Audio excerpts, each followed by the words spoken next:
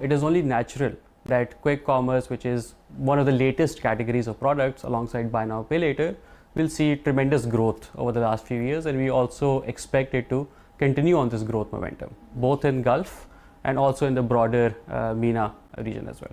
But of course, it's also important to have higher engagement levels and more usage from the same base as well. And that is where I think quick commerce is starting to become the new e-commerce, right? So that's one way to think about it, because you will stop looking at quick commerce as only for breads and cheese and other things.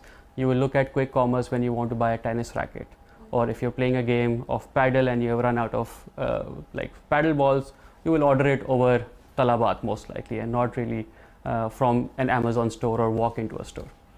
As you mentioned, now consumers want their stuff at least the next day, if not within an hour or two. How do you think the change in behavior is affecting the industry, and what challenges does it put on the provider of this service?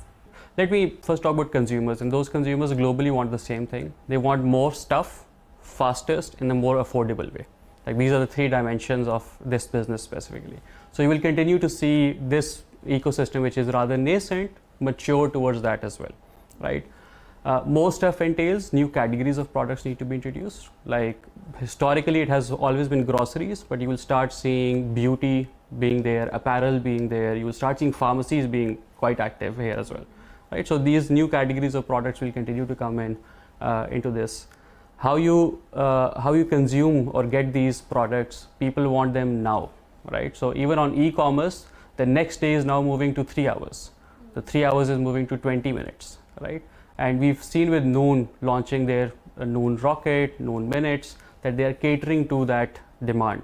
So this will put a lot of pressure on these platforms to create a lot of, put a lot of investment in creating the right infrastructure.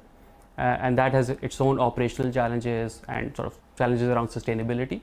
But in addition to that, I think the market is also becoming very competitive, because like we said before, it is one of the highest growth category of market segments, and it will invite competition from incumbents. Your Carrefours of the world, your Lulus of the world will continue to invest here.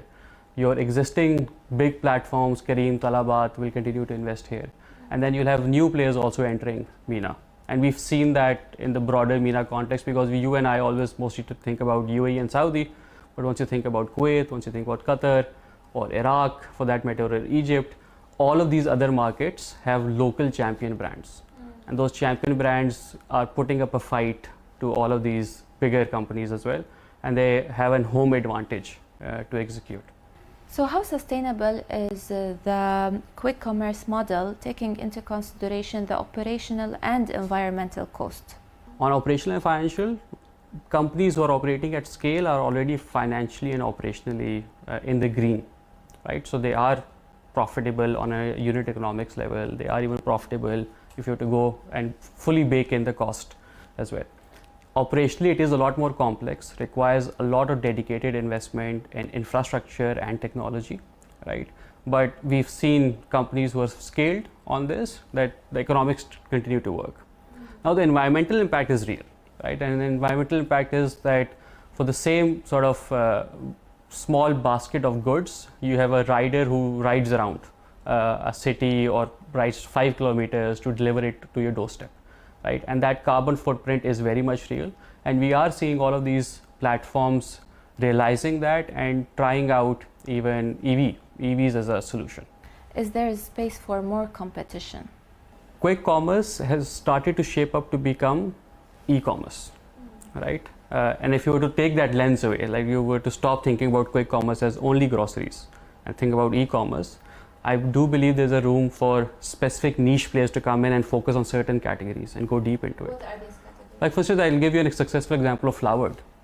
Flowered does only flowers, right, predominantly, and then some gifting, but it's a separate product that they've commanded over and they go like deep into. Beauty is another thing, like your makeup items, your sort of cosmetic items. There are companies in other parts of the world which are only squarely focused on that. They don't do anything else. They don't service any other product, so you go deep into it as well. So that's happening for sure. But what we're seeing specifically in Gulf is that there's an advent of global companies coming in. You may see it even on consumer broadly. Yango has come in on ride hailing, right? There's a Chinese company also coming to Saudi. There's a Chinese company called Meituan who launched Kita in Saudi, or have plans for Kuwait and UAE, right? They're also going in. So broadly speaking, and even Temu has come in. Temu is a Chinese company by Pinduoduo. They've come in on e-commerce. Trendyol has come in here, which is a Turkish and a Kazakh company, if you have to think about it. So these are companies which are really big, multi-billion-dollar companies who are going into newer markets.